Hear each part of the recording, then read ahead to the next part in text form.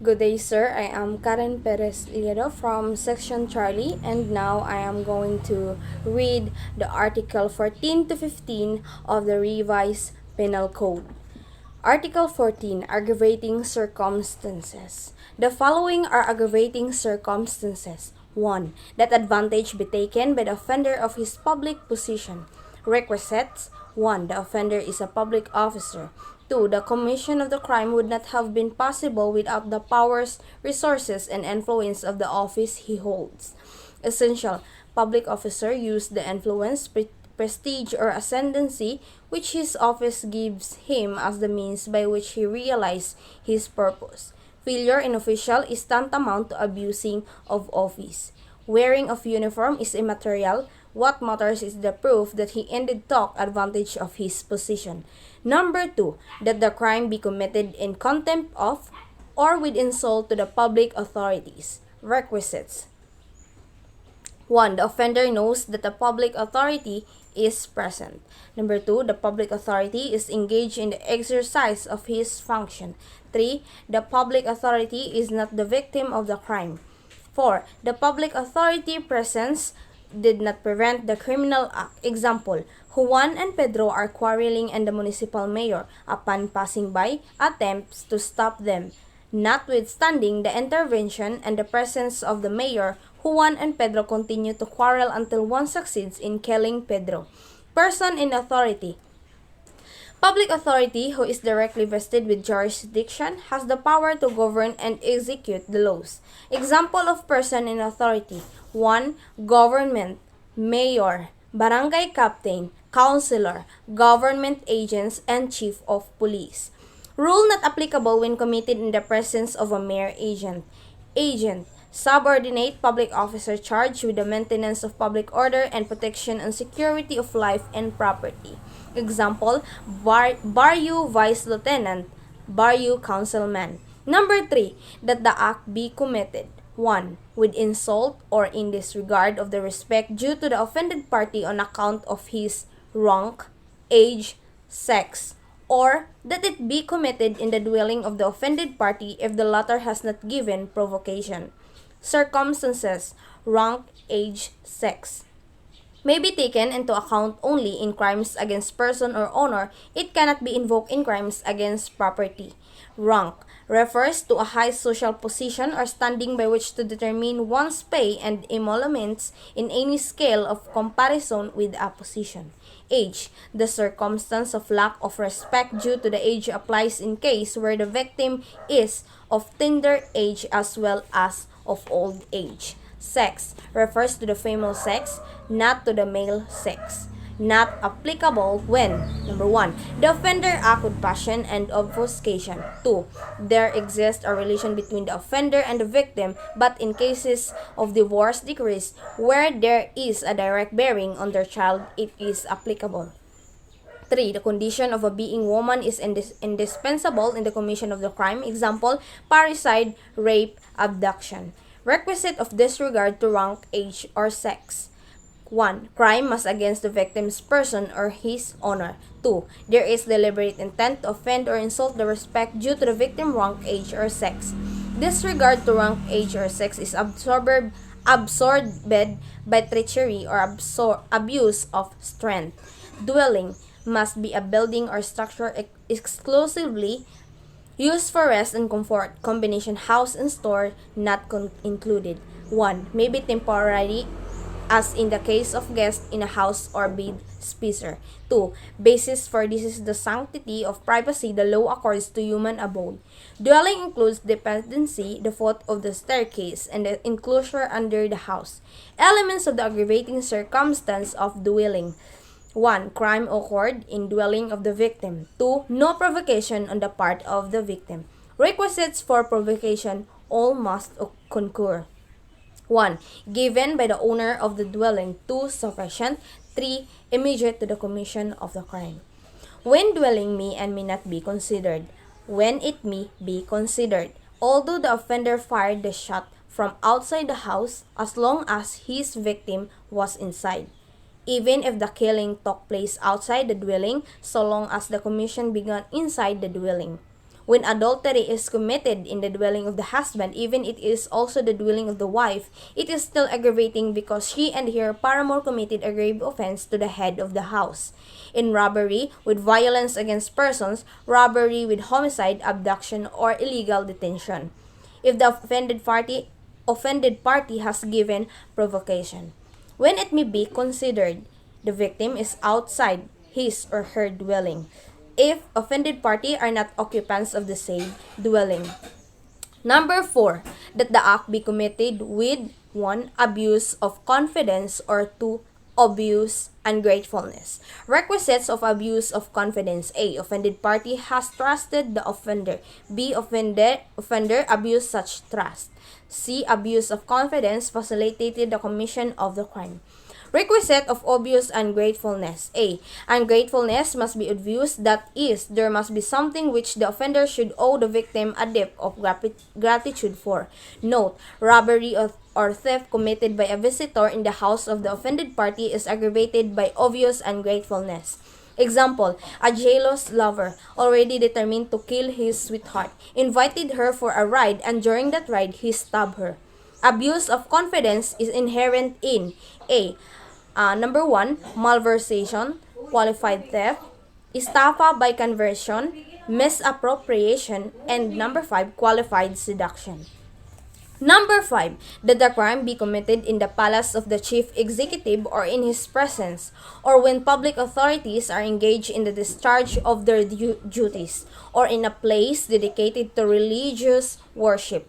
Requirements of the aggravating circumstance of public office. A polling precinct is a public office during election day. Nature of public office should be taken into account, like a police station which is on duty 24 hours a day.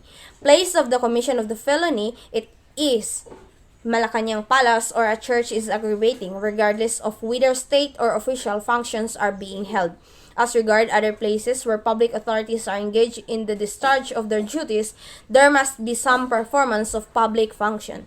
The offender must have intention to commit a crime when he entered the place. Requisite for aggravating circumstances for place of worship. 1. The crime occurred in the public office.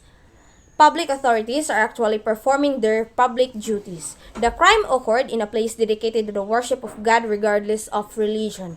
Offender must have decided to commit the crime when he entered the place of worship.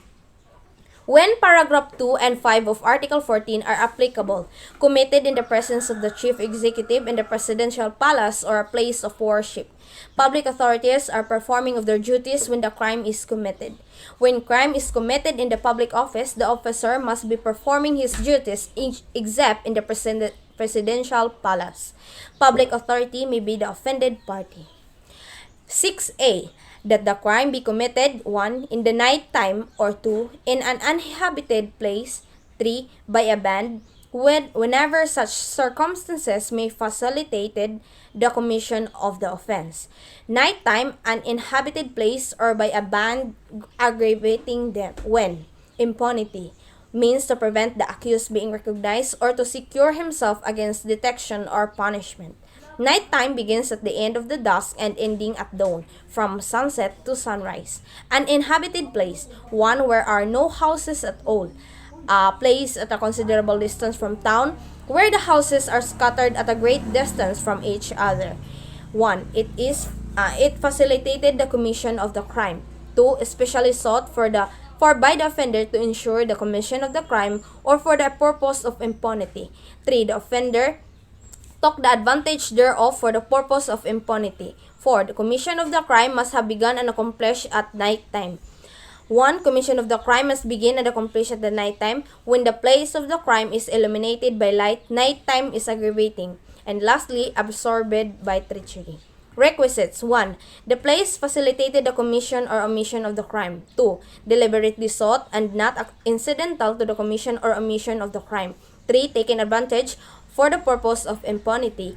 What should be considered here whether in the place of the commission of the offense there was a reasonable possibility of the victim receiving some help, 6b. Whenever more than 3 armed malefactors shall have acted together in the commission of an offense, it shall be deemed to have been committed by a band. Requisites: if one of the 4 armed malefactors is a principal by endorsement, they do not form a band because it is undoubtedly connoted that he had no direct participation. Band is inherent in robbery committed in band and brigandage. It is not considered in the crime of rape. It has been applied in treason and in robbery with homicide. 1. Facilitated the commission of the crime. 2. Deliberately sought. 3. Taken advantage of the purpose of impunity. And number 4. There must be 4 or more armed men. Number 7. That the crime be committed on the occasion of a conflagration, shipwreck, earthquake, epidemic, or other calamity or misfortune. Requisites: 1. Committed when there is a calamity or misfortune. Conflagration. 2. Shipwreck. 3. Earthquake. And number 2, of the epidemic, offender took advantage of the state of confusion or chaos condition from such misfortune. Basis: commission of the crime adds to the suffering by taking advantage of the misfortune. Based on time, offender must take advantage of the calamity or misfortune. Distinction between paragraph 7 and 12 of Article 14. Committed during a calamity or misfortune. Committed with the use of wasteful means. Crime is committed during any of the calamities. Crime is committed by using fire, inundation, explosion, or other wasteful means. Number 8. That the crime be committed with the aid of 1. Armed men, or 2. Person who ensure or afford impunity. Based on the means and ways. Requisites: number 1. That armed men or person took part in the commission of the crime directly or indirectly. 2. That the accused availed himself of their aid or relied upon them when the crime was committed. Exception: when both the attacking party and the party attacked were equally armed. Number 2. Not present when the accused as well as those cooperated with him in the commission of the crime act under the same plan and for the same purpose. 3. Casual presence, or when the offender did not avail himself of any of their aid nor did not knowingly upon their assistance in the commission of the crime. With the aid of armed men present, even if one of the offender merely relied on their aid, actual aid is not necessary. By a band requires more than 3 armed malefactors who act together in the commission of the offense. If there are more than 3 armed men, aid or armed men is absorbed in the employment of a band. Number 9. That accused is a recidivist. Recidivist: one who at the time of his trial for one crime shall have been previously convicted by final judgment for another crime embraced in the same title of the revised penal code. Basis: greater perversity of the offender is shown by his inclination to commit crimes. Requisites: 1. Offender is on trial for an offense. 2. He was previously convicted by final judgment at another crime. 3. Both the first and the second offenses are embraced in the same title of the revised penal code. 4. The offender is convicted of the new offense. Recidivism must be taken into account no matter how many years have intervened between the first and the second felonies. Pardon does not obliterate the fact that the accused was a recidivist, but amnesty extinguishes the penalty and its effects. To prove recidivism, it must be alleged in the information and with attached certified copies of the sentences rendered against the accused. Exception: if the accused does not object and when he admits in his confession and on the witness stand. Number 10. That the offender has been previously punished for an offense to which the law attached an equal or greater penalty, or for 2 or more crimes to which it attached a lighter penalty. Reiteration or habituality. It is essential that the offender be previously punished, that is, he has served sentence. Paragraph 10 speaks of penalty attached to the offense, not the penalty actual imposed. Reiteration: necessary that offender shall have served out his sentence for the first time sentence. Previous and subsequent offenses must not be embraced in the same title of the code, not always an aggravating circumstance. Recidivism: enough that final judgment have been rendered in the first offense. Same title, always aggravating. Habitual delinquency. When a person within a period of 10 years from the date of his release or last conviction of the crime or serious or serious physical injuries, robbery, theft, estafa, or falsification if found guilty of any of said crimes a third time or offender. Quasi-recidivism, any person who shall commit a felony after having been convicted by final judgment before beginning to serve such sentence, or while serving the same, shall be punished by the maximum period of penalty prescribed by law for the new felony. 4 forms of repetition. 1. Recidivism, generic. 2. Reiteration or habituality, generic. 3. Multiple recidivism or habitual delinquency, extraordinary, aggravating. And number 4. Quasi-recidivism, special, aggravating. Number 11, that the crime be committed in consideration of a price, reward, or promise. Requisites, at least 2 principles. Number 1, that the principal by endorsement. 2. The principal by direct participation. 3. The price, reward, or promise should be previous to and in consideration of the commission of the criminal act, applicable to both principles. Number 12, that the crime be committed by means of inundation, fire, poison, explosion,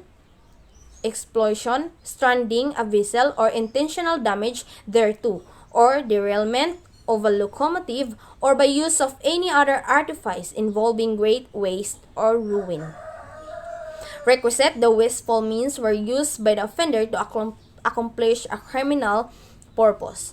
Number 13, that the act be committed with evident premeditation. Essence of premeditation. The execution of the criminal act must be preceded by cold thought and reflection upon the resolution to carry out the criminal intent during the space of time sufficient to arrive at a calm judgment. Requisite, number 1, the time when the offender determined to commit the crime. 2. An act manifestly indicating that the culprit has clung to his determination. 3. A sufficient lapse of time between the determination and execution to allow him to reflect upon the consequences of his act and to allow his conscience to overcome the resolution of his will.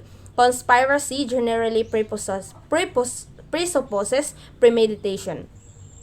When victim is different from the intended, premeditation is not aggravating, although it is not necessary that there is a plan to kill a particular person for premeditation to exist. Example, plan to kill first 2 person 1 means. General attack on a village for as long as it was planned. The premeditation must be based upon external facts and must be evident, not merely suspected, indicating deliberate planning. Evident premeditation is inherent in robbery, adultery, theft, estafa, falsification, and etc. Number 14, that craft, fraud, or disguise be employed. Craft involved intellectual trickery and cunning on the part of the accused. It is employed as a scheme in the execution of the crime. Example, accused pretended to be members of the constabulary. Accused in order to perpetrate rape. Used chocolates containing drugs. Fraud involves insidious words or machination used to induce victim to act in a manner which would enable the offender to carry his design. As distinguished from craft, which involve act done in order not to arouse the suspicion of the victim. Fraud involves a direct endorsement through entrapping or beguiling language or machination. Disguise, resorting or any device to conceal identity. Purpose of concealing identity is a mask. Distinction between craft, fraud, and disguise. Craft involves the use of intellectual trickery and cunning to arouse suspicion of the victim. Fraud involves the use of direct endorsement by insidious words or machination. Disguise involves the use of device to conceal identity. Requisite, the offender must have actually taken advantage of craft, fraud, or disguise to facilitate the commission of the crime, inherent in estafa and falsification. Number 15, that 1. Advantage be taken of superior strength, or 2. Means be employed to weaken the defense. To purposely use excessive force out of the proportion to the means of defense available to the person attacked. Requisites of means to weaken defense. 1. Means were purposely sought to weaken the defense of the victim to resist the assault. 2. The means used must not totally eliminate possible defense of the victim, otherwise it will fall under treachery. To weaken the defense, illustrated in the case where one struggling with another suddenly threw a cloak over the head of his opponent, and while in this said situation, he wounds or kills him. Other means of weakening the defense would be intoxication or disabling through the senses, casting dirt of sand upon another eyes. 1. Superiority may arise from aggressor sex, weapon, or number as compared to that of the victim. Example, accused attack an unarmed girl with a knife. 3 means stab to death the female victim.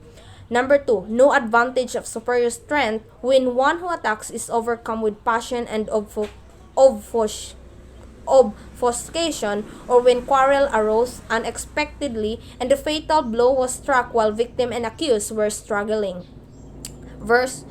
Versus by a band, circumstance of abuse of superior strength. What is taken into account is not the number of aggressor, nor the fact that they are armed, but their relative physical might vis-a-vis the offended party. Number 16, that the act be committed with treachery. Alevosía. Treachery when the offender commits any of the crime against the person, employing means, methods of form in the execution thereof which tend directly and especially to ensure its execution without rest to himself arising from the defense which the offended party might make. Requisites 1. That at the time of the attack the victim was not in the position to defend himself. 2. That the offender consciously adopt the particular means, method, or form of attack employed by him.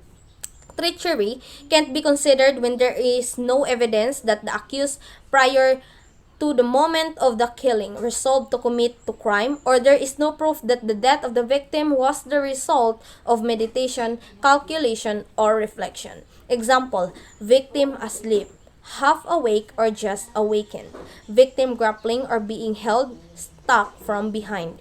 But treachery may exist even if attacks is face to face, as long as victim was not given any chance to prepare defense. 1. Does not exist if the accused gave the deceased chance to prepare, or there was warning given, or that was preceded by a heated argument. 2. There is always treachery in the killing of child. 3. Generally characterized by the deliberate and sudden and unexpected attack of the victim from behind, without any warning and without giving the victim an opportunity to defend himself. Treachery means method or forms are employed by the offender to make it impossible or hard for the offended party to put any sort of resistance. Abuse of superior strength. Offender does not employ means, methods, or forms of attack. He only takes advantage of his superior strength. Means employed to weaken defense. Means are employed but it only materially weakens the resisting power of the offended party. Where there is conspiracy, treachery is considered against all the offender. Treachery absorbs abuse of strength, aid of armed men by a band, and means to weaken the defense. Number 17, that the means be employed or circumstances brought about which add ignominy to the natural effects of the acts. Ignominy is a circumstance pertaining to the moral order which add disgrace and obloquy to the material injury caused by the crime. Applicable to crime against chastity, rape included, less serial physical injuries, light or grave coercion, and murder. Requisites 1. Crime must be against chastity, less serious physical injuries, light or grave coercion, and murder. 2. The circumstance made the crime more humiliating and shameful for the victim. Example, accused embrace and kiss the offended party not out of lust but out of anger in front of many people. Rape in front of the husband. Rape successively by 5 men. Tend to make the effects of the crime more humiliating. Ignominy not present where the victim was already dead when such acts were committed against his body or person. Number 18, that the crime be committed after an unlawful entry. Unlawful entry, when an entrance is effected by a way not intended for the purpose meant to effect entrance and not exit. Why aggravating? One who acts not respecting the walls erected by men to guard their property and provide for their personal safety shows greater perversity, a greater audacity, and hence the law punishes him with more severity. Example, rapist gains entrance through the window.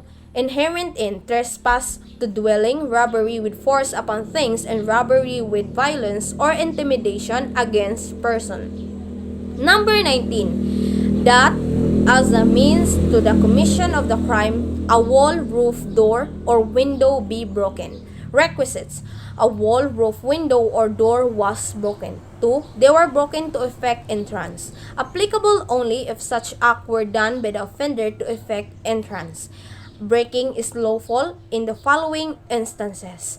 1. An officer, in order to make an arrest, may break open a door or window of any building in which the person to be arrested is or is reasonably believed to be. 2. An officer is refused admittance, may break open any door or window to execute the search warrant or liberate himself. Number 20. That the crime be committed 1. With the aid of person under 15 years of age, or 2. By means of motor vehicles, airship, or other similar means. Reason for number 1, to repress so far as possible the frequent practice resorted to by professional criminals to avail themselves of minor taking advantage of their responsibility. Remember that minors are given leniency when they committed a crime. Example, Juan instructed a 14 years old to climb up the fence and open the gate for him so that he may rob the house. Reason for number 2, to counteract the great facilities found by modern criminals in said means to commit crime and flee and abscond once the same is committed. Necessary that the motor vehicle be an important tool to the consummation of the crime, bicycles not included. Example, Juan and Pedro in committing theft use a truck to haul the appliances from the mansion. Number 21. That the wrong done in the commission of the crime be deliberately augmented by causing the other wrong not necessary for its commission. Cruelty. When the culprit enjoys and delights in making his victim suffer slowly and gradually, causing him unnecessary physical pain in the consummation of the crime. Act. Cruelty cannot be presumed nor merely inferred from the body of the deceased, has to be proven. Number 1, mere plurality of words do not show cruelty. 2. No cruelty when the other wrong was done after the victim was dead. Requisites. Number 1, that the injury caused be deliberately increased by causing other wrong. 2. That the other wrong be unnecessary for the execution of the purpose of the offender. Ignominy, moral suffering, subjected to humiliation. Cruelty, physical suffering. Article 15. Alternative circumstances. Alternative circumstances are those which must be taken into consideration as aggravating or mitigating according to the nature and effect of the crime and the other condition attending its commission. They are the relationship, intoxication, and the degree of instruction and education of the offender. The alternative circumstance of relation shall be taken into consideration when the offended party is the spouse, ascendants, descendants, legitimate, natural or adopted brother or sister, or relative by affinity in the same degrees of the offender. The intoxication of the offender shall be taken into consideration as a mitigating circumstance when the offender has committed a felony in a state of intoxication. If the same is not habitual or subsequent to the plan to commit said felony, but when the intoxication is habitual or intentional, it shall be considered as an aggravating circumstance. Alternative circumstances, those which must be taken into consideration as aggravating or mitigating according to the nature and effect of the crime and other condition attending its commission. They are 1. Relationship, taken into consideration when offended party is the spouse, ascendants, descendant, legitimate, natural or adopted brother or sister, or relative by affinity in the same degree of the offender. Number 2, intoxication. Mitigating when the offender has committed a felony in the state of intoxication if the same is not habitual or subsequent to the plan to commit the said felony. Aggravating if habitual or intentional. Number 3, degree of instruction and education of the offender.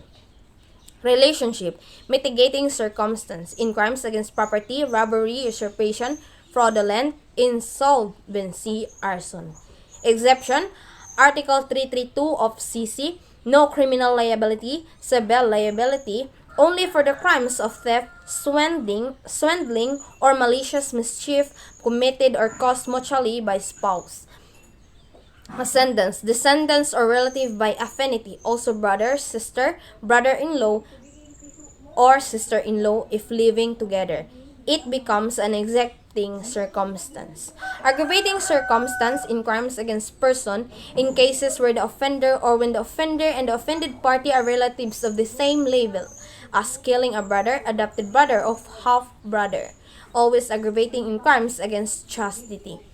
Relationship, neither mitigating nor aggravating when relationship is an element of the offense. Example, parricide, adultery, concubinage. Intoxication, mitigating circumstance.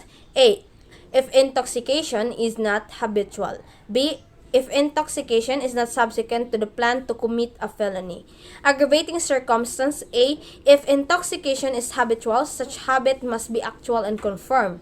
B, if it's intentional, subsequent to the plan to commit a felony, must show that he has taken such quantities so as to blur his reason and deprive him of a certain degree of control.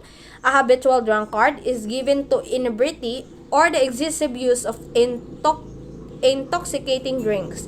Habitual drunkenness must be shown to be an actual and confirmed habit of the offender, but not necessarily of daily occurrence.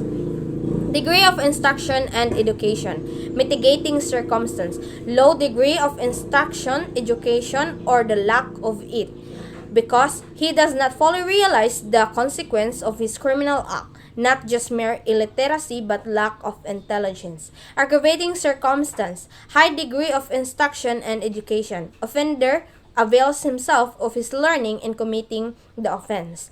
Determined by the court must consider the circumstance of lack of instruction. Exemption, not mitigating. 1. Crimes against property. 2. Crimes against chastity, rape included. And number 3, crime of treason. Take note of the abbreviation. GEMAA or GMAA, Article 11 to 15. Thank you for watching and listening. God bless us all.